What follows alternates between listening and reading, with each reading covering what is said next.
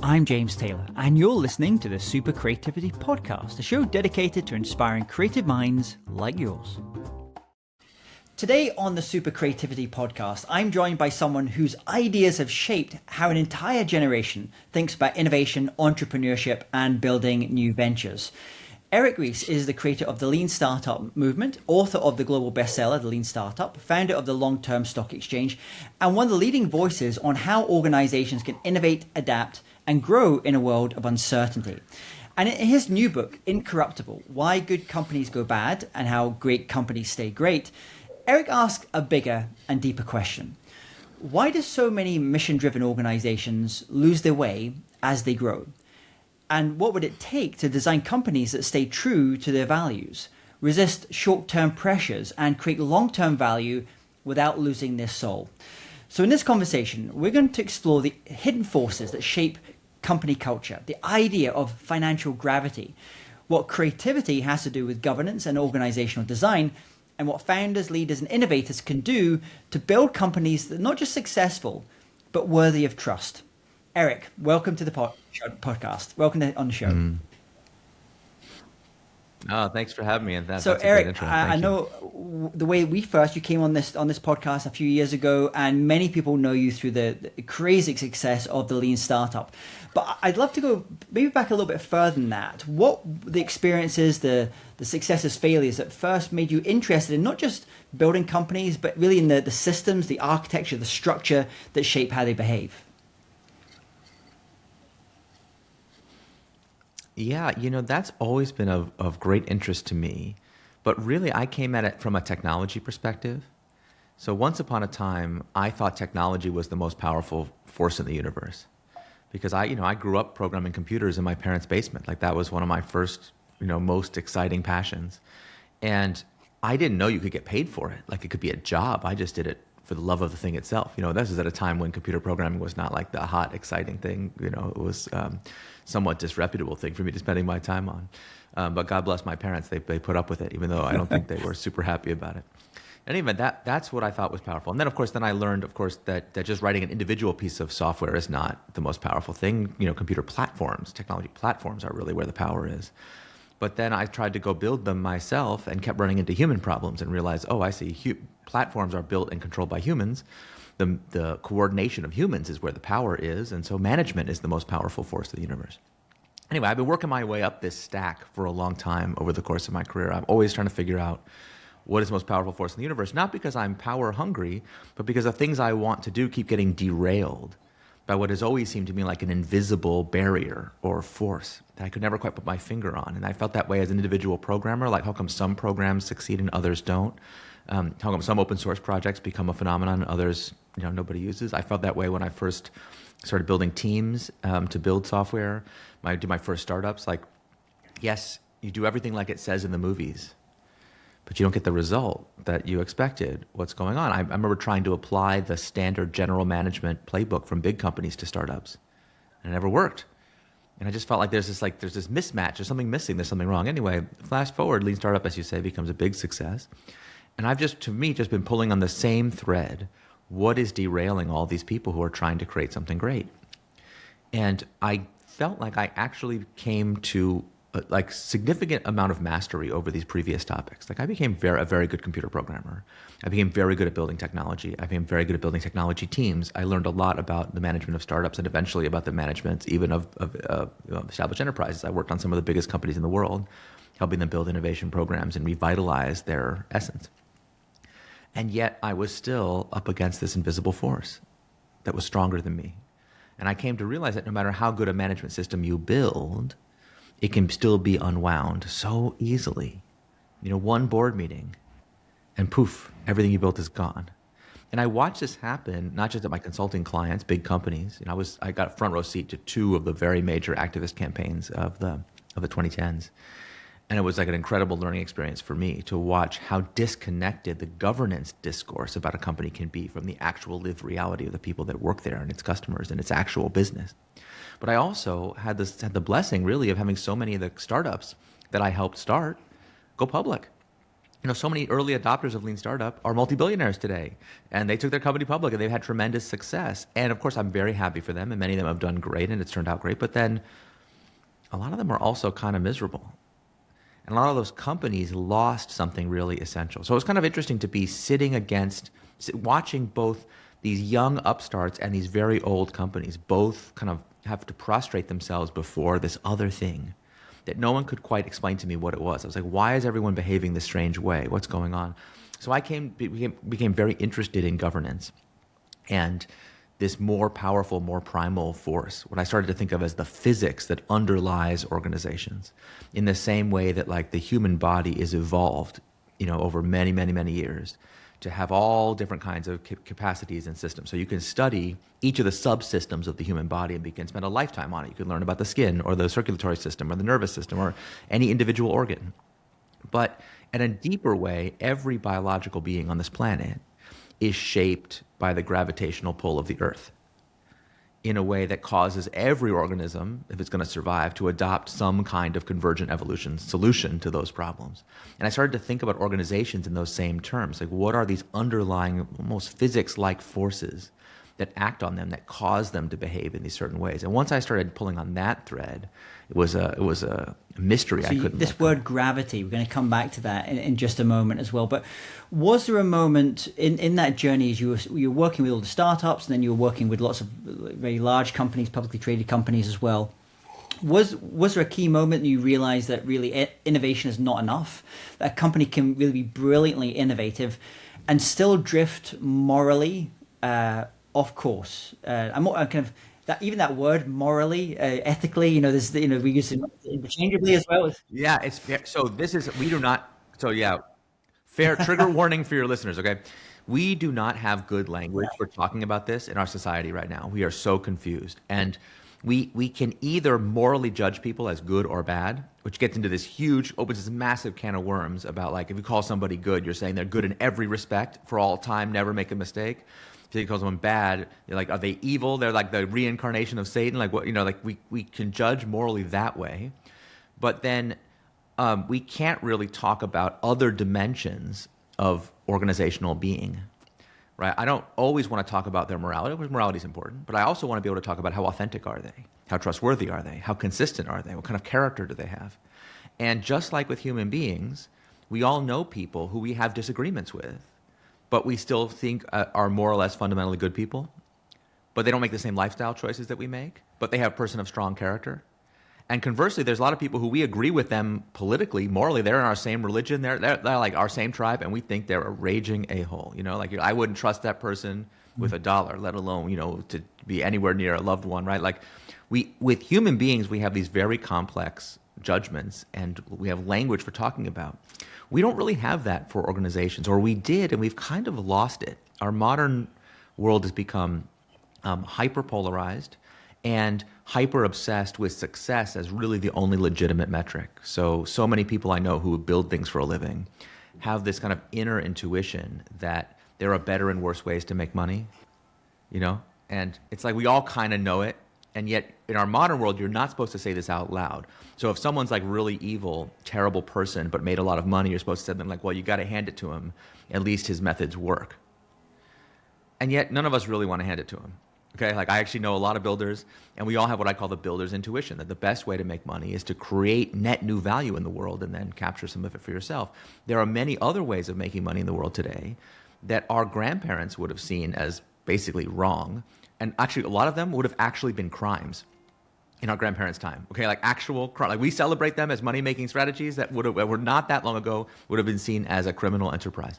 So we've kind of lost the plot on this question of like, what is the purpose of an organization? Like, why do we do all this business? What are the good and bad ways of making money? And part of what I wanted to do with this book is just restore some conceptual clarity to the situation so that we can call things what they are, and we can have a more robust language for talking about what is actually happening to an organization. Going back to your question, I watched all these organizations lose what made them special. And it wasn't really a single moment. I can't say there was like a moment I woke up and said, oh my God, what have I become? It was much more gradual than that, because I I help so many people starting from the garage. They raise a Series A, they raise a Series B, they raise a growth round, they raise a late stage. Like they raising all these rounds. And I could just watch the compromises start to settle in, the change in who they hire and promote, and just the change in their own values. And what was really interesting to me is how often this change is unconscious. So I remember one founder who I really respect. He admitted to me once, he's like, I basically feel like I live like a vampire. I live forever, but the people around me come and go. So he's become like wedded to this organization. It is going to endure forever. And he perceived it that every employee that joins, like temporarily joins his cause, but then they all betray him in the end. It was like, it was actually a very dark view of entrepreneurship, but I felt so resonant with it. I was like, it's very lonely. You start to identify yourself with this organization. And if you tease that statement apart, there's a bunch of things going on. There's a truth to it, a really important truth, which is there is an immortal being involved here, but it's not him. It is the organization itself. If this thing is successful, this thing will outlive him. But he has ego identified. He has made the organization into himself. He can no longer separate himself from the organization. He's now one with it. And therefore, he sees everybody else as betraying him when they're just living their life. Like, of course, it's very natural for people to go work at a company and then go do something else. Like, this that, sounds like a terrible basis for an awful rock opera or something. It's quite Faustian, It's good. So yeah. I know also in the book, talking about this, oh my God. like how these things are created, and you had this experience within the startup world. And I remember living in the Bay Area 2010, 11, and there was a lot of hope about things like social media, about Twitter and things. And then it kind of got dark. It went to a slightly different place. And then I think about companies, and I think you talk about them in the book, the John Lewis Partnership, which our British listeners will be very familiar with. And we had a guest on the show a little while ago called Robert Hannigan, who worked at GCHQ, which is like the UK's version of the NSA in America. And he's actually on the board of Bletchley Park, where they had the code breakers and Alan Turing.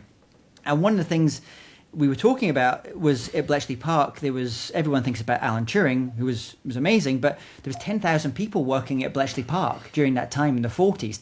And at that point, I think 78% of them were women.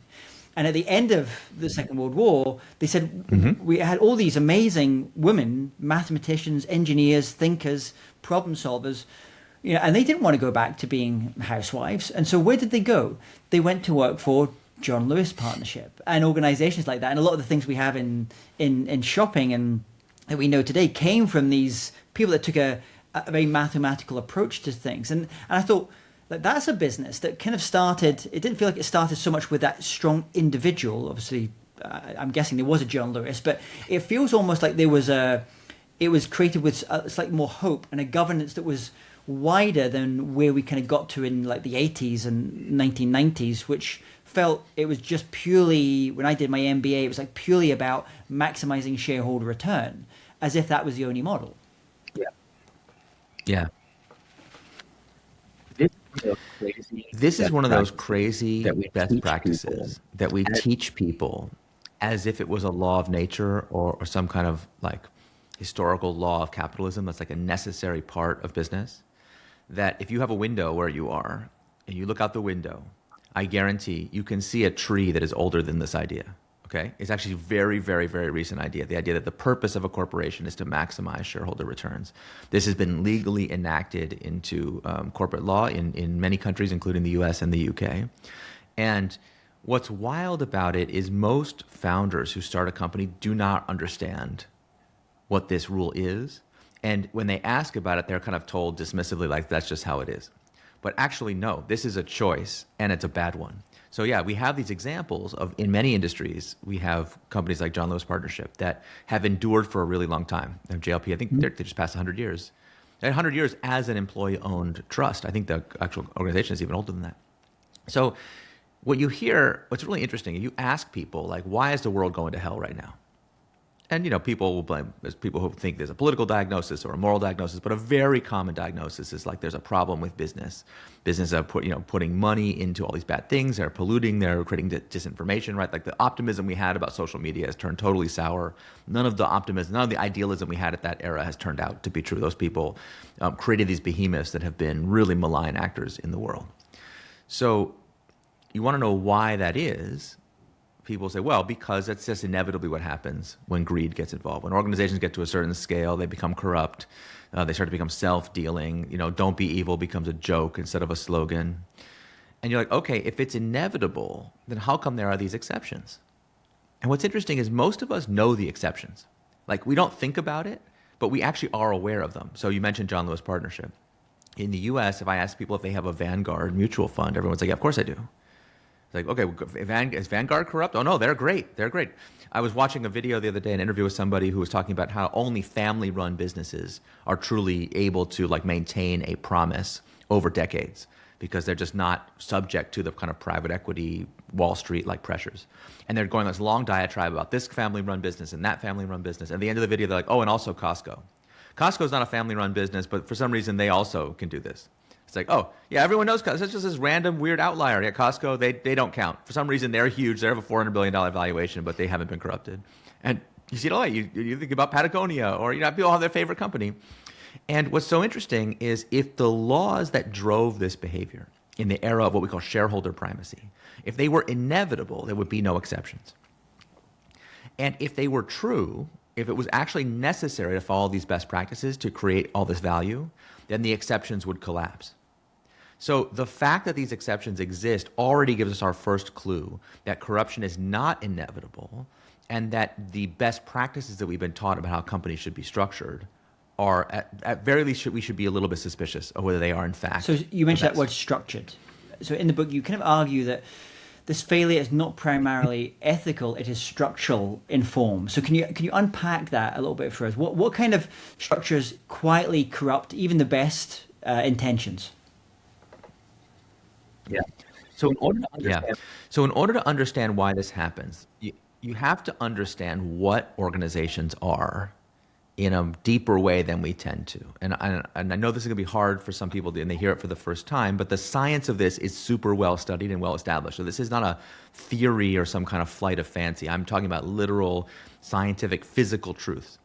Organizations are what are called emergent intelligences. It's interesting. It's the same science that powers the transformer architecture that makes generative AI possible, which we can come back to. An emergent intelligence simply means a being, an organism, who exhibits intelligence that is not present in the intellect of any of its subcomponents. And if you think about the most canonical example is the ant colony. An ant colony is a superorganism. The ant colony can perform all kinds of intelligent action that individual ants cannot. And it's so easy to see with an ant colony, but we don't realize that the same phenomena happens to groups of human beings. I in the book, have all kinds of studies and examples of this. People want to know more about it. But the short version is we have to understand that is really what an organization is. It has its own character, its own moral compass, its own sense of its own North Star, and its own instinct towards self-preservation.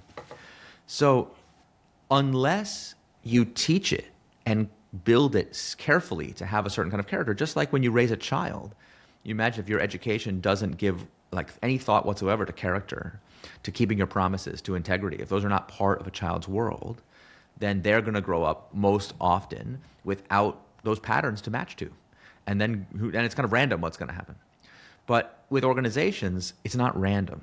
Unless we specifically shape this organizational being to be the way that we want it to be, it will inevitably respond to the incentives and forces of the outside world. And today, the most powerful of those forces is what I call in the book financial gravity, you alluded to earlier.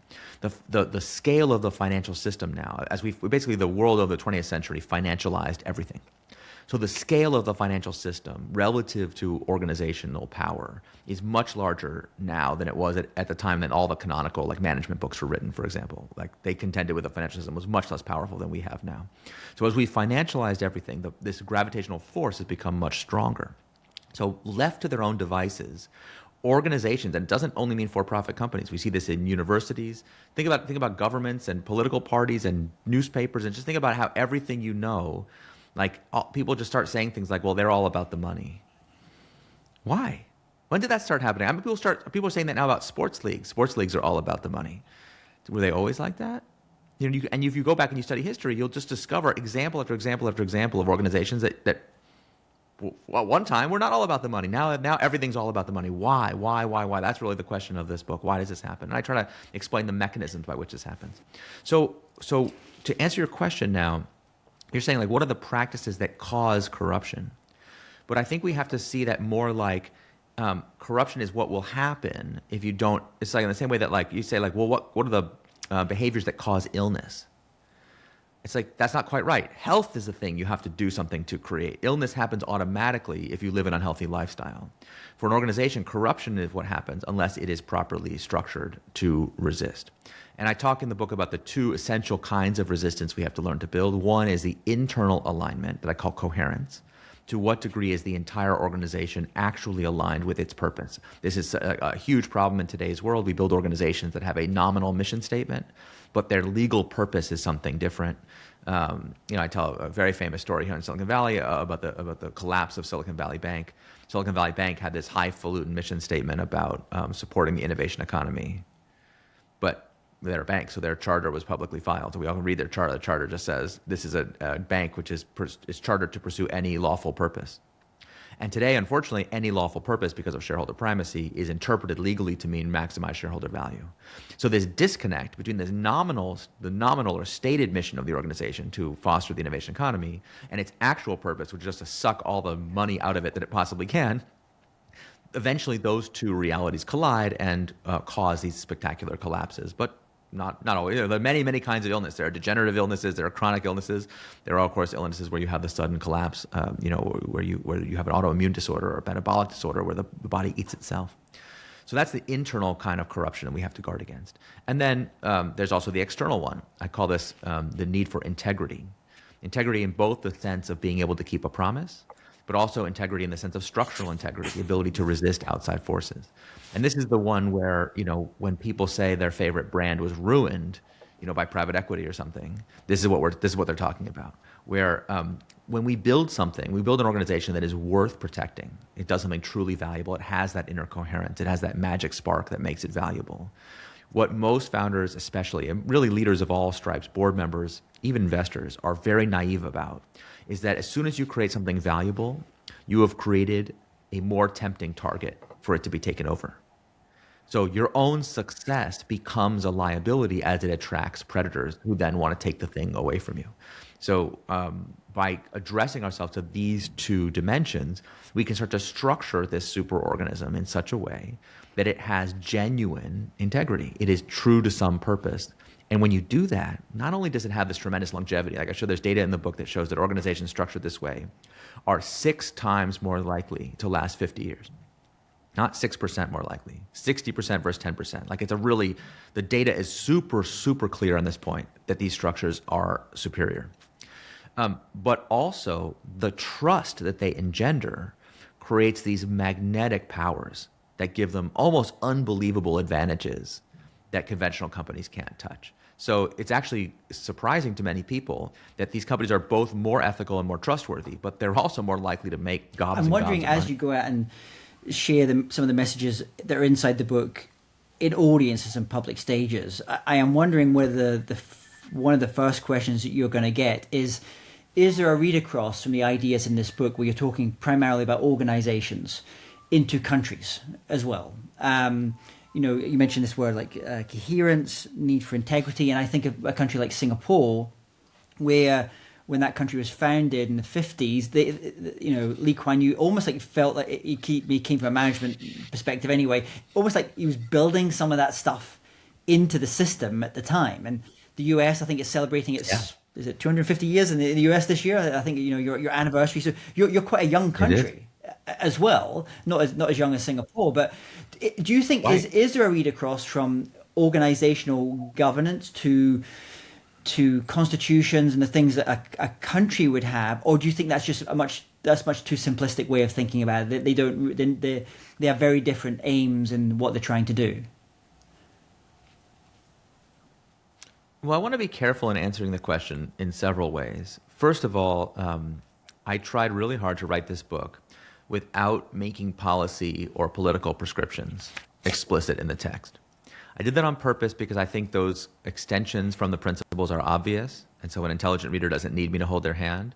But also because we live in such a hyper-polarized world, I felt like that would make for people who want to have controversy about the book, they would make it all about that, and we would never get to the actual ideas. But the second reason that it's really important is that one of the dumbest ideas that circulates today in the world is that you should run government like you run a business, as if there's no essential difference between the public sector and the private sector. I mean, how dumb is that? If private sector could mint its own currency, it'd be pretty exciting. And we've seen attempts to do that, and they end really badly. And there's things that the public and the private sector should be learning from each other and learning from history, and they don't. So I want to be careful about answering your question, because I actually think, despite how facile and stupid that idea is, there is some truth to what you're saying. And the essential truth is that the categories that we partition the world into, public versus private, for-profit versus non-profit, these categories are not very good.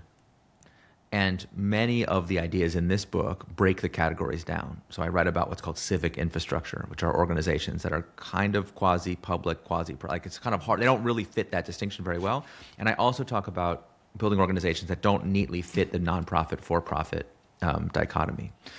So once you go down that rabbit hole, you will start to realize that the neat and tidy siloing of organizational types that we have today doesn't really make that much sense. And that all purpose-driven organizations and all human superorganisms have certain common attributes and therefore are susceptible to certain common dangers. And that obviously includes, not just the ancient city-states, but our modern nation-states, but also our current city. Like it's true of civic scale organizations. People talk about the body politic. I don't think that's actually like a metaphor. I think that's real. And so people talk about cultural differences between countries or between cultures or between regions as kind of like they just come into existence like by magic. But every once in a while, we see that human hands can shape those future destinies. And obviously not just at moments of revolution and founding, but like in moments of constitutional renewal or decay. And I think one of the most atrocious ideas you hear today is this feeling of fatalism about it. All we can do now is we got to 250 years of America. All we can do is debate what the founders did or didn't think 250 years ago, instead of seeing ourselves as the founders of the new American Republic, that we are always, every day, either building or destroying through our actions. And when we don't take that responsibility ourselves, what we see is lethargy and cynicism and the conditions for corruption on a wide scale. So what's happening is not like really a terrible surprise to me, although it's obviously very concerning.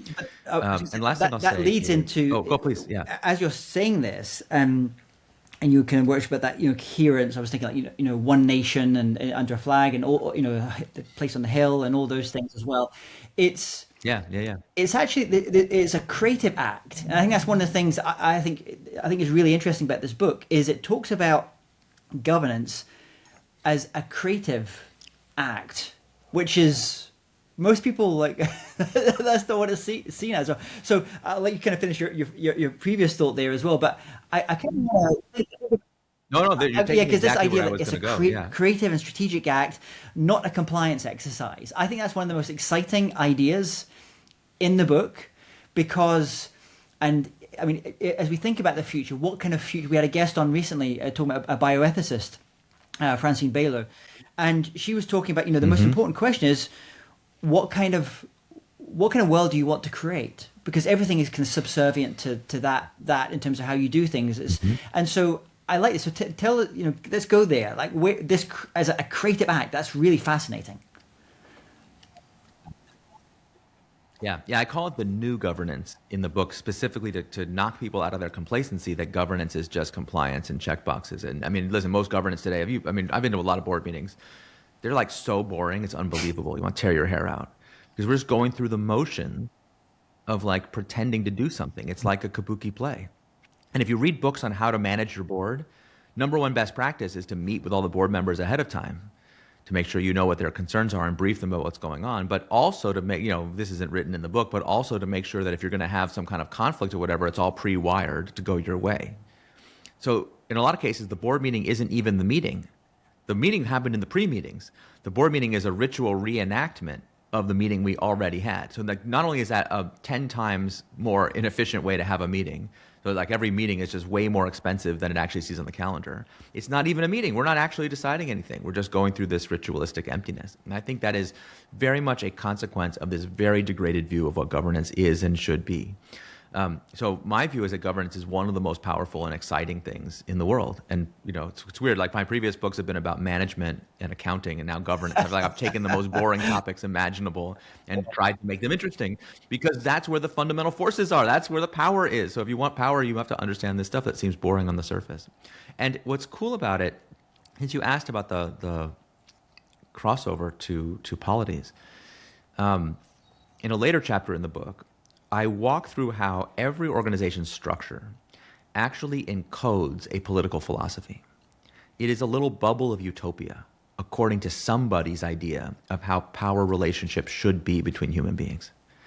And we all know this to be true. Think about how many organizations there are that are relatively flat or super hierarchical, where there's a cult of personality around the God King, individual person, versus one that's more egalitarian. We have ones that are ruthlessly exploitative and want to screw everybody over, everything for yourself, versus ones that are nurturing and loving. Like, we have all kinds of different organizations, and if you analyze them, you'll see they encode an idea about who has the right to exercise power under what circumstances, and therefore, when we start to talk about organizational structures designed to last, okay, not the crap best practices we teach today, which are basically disposable. We're teaching people how to build disposable organizations that are going to be stewarded by temporary owners, with temporary managers.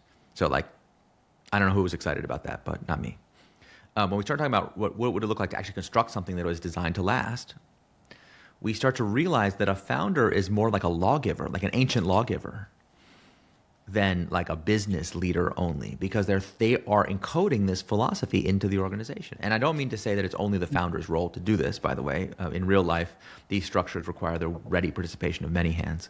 And so oftentimes early customers, early employees, early investors are just as important, or if not more important, to the creation ultimately of the superorganism. But what's cool about that is it encourages us to think much more creatively about what those structures could be. And I've been working with founders for a long time. I've helped hundreds, thousands, I don't know how many people start a company by now.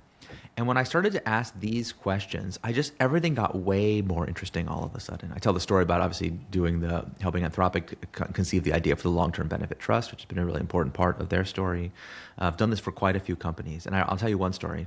This didn't make it into the book, so I won't name the company, but this was super cool. It was like a very, very hot tech company, raising a lot of money, a lot of press, a lot of attention. And they came to me for help, and I'm helping them raise money and giving them the startup advice and whatever. But I kept pressing them on, like, what is the purpose of this organization? And they were kind of dodgy about it. They were kind of like vaguely in the insurance, like hospitality space, like, and they were doing this tech-enabled insurance stuff and security, compliance, a lot of cool stuff.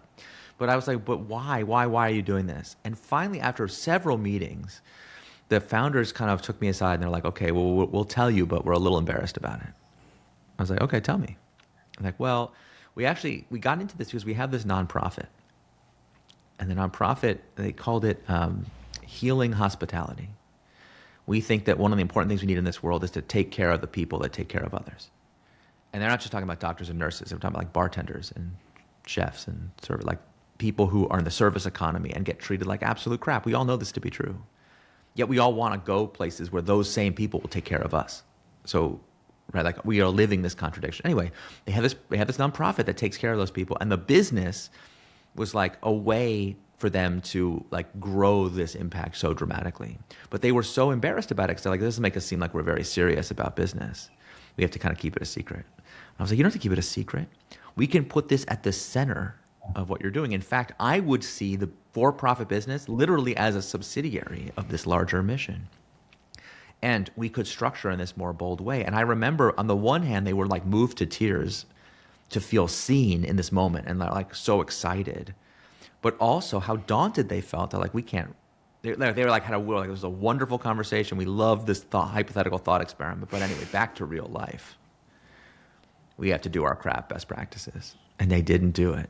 Yeah, the company's now there was, dead. there was no soul. There was no heart and soul in there as well. And as we start to finish, a heart. They felt they had to hide the heart and soul. It's like when you have. So it's changing now. Where we used to have business leaders who would hide the fact that they were DJs at the weekend, or they were into like some weird art thing, because I'm not going to be taken seriously if I do it. Yeah, like and we had a previous guest on the show, Professor Roger Kneebone, who wrote a book called Expert, which is all about how to become an expert in whatever your field is. He's a surgeon, and he said the number of experts in a field where you ask them a question, what is your other thing, quietly, and they'll say, oh, actually I'm really into 16th century paintings and I'm really obsessive about this, but I can never say it publicly because I don't want to be taken less seriously. So you could have got there's an equivalence, I guess, that's going. It was a shame, and hopefully this book is a bit of a call to arms.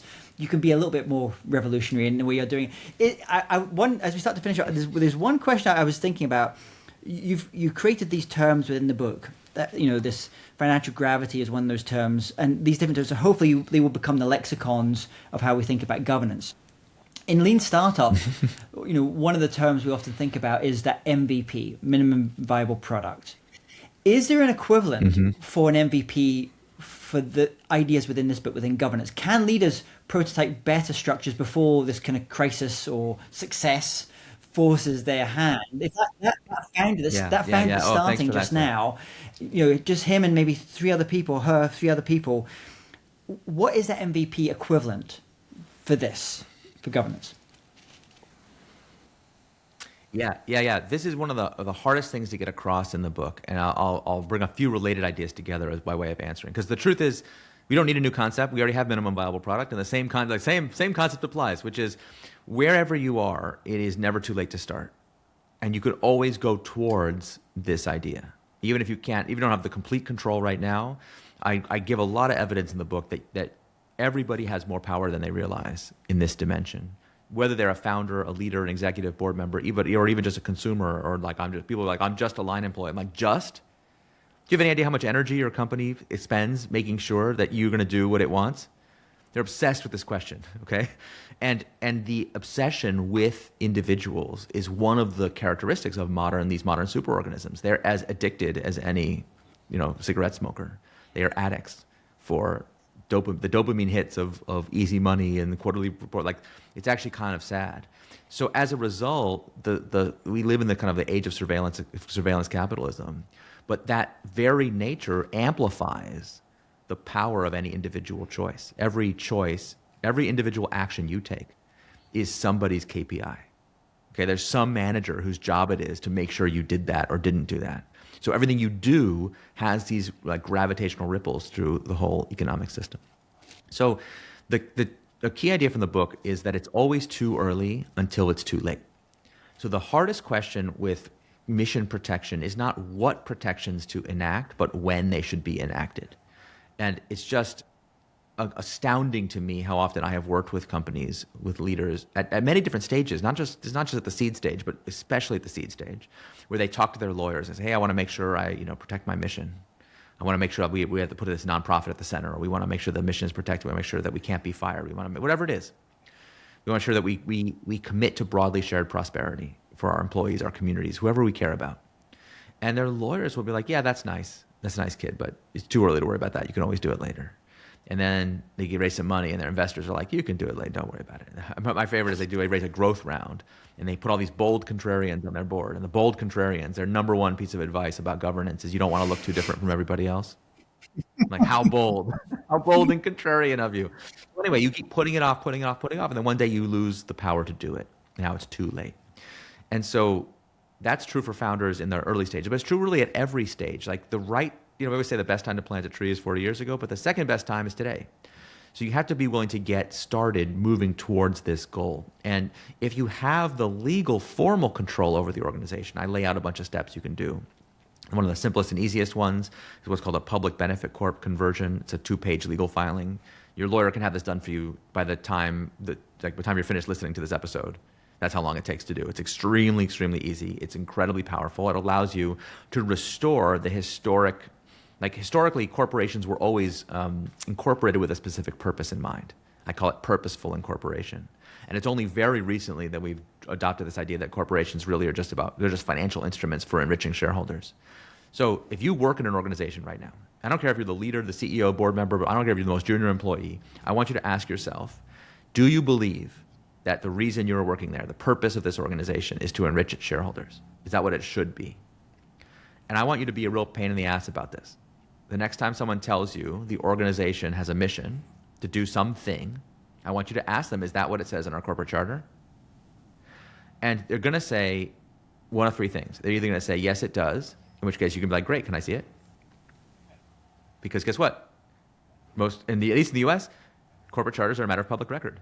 Even if they say, no, you can't see it, you can see it. Go call your friendly lawyer. Tell them to pull a charter from the state of Delaware. You can read what it says.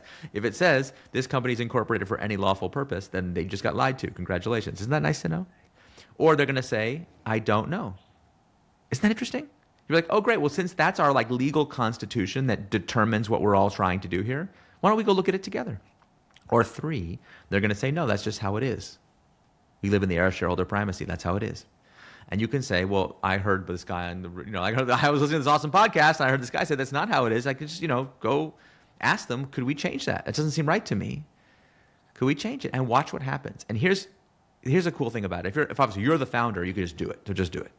But if you're not the founder, just asking these questions is already enormously powerful. First of all, you're planting the seed in somebody's mind who might be like, oh, why haven't we done that?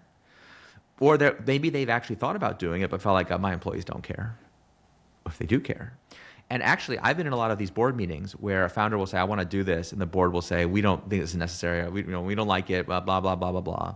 And the founder's like, well, no, I think my employees would really care. And the board members are like, they don't care.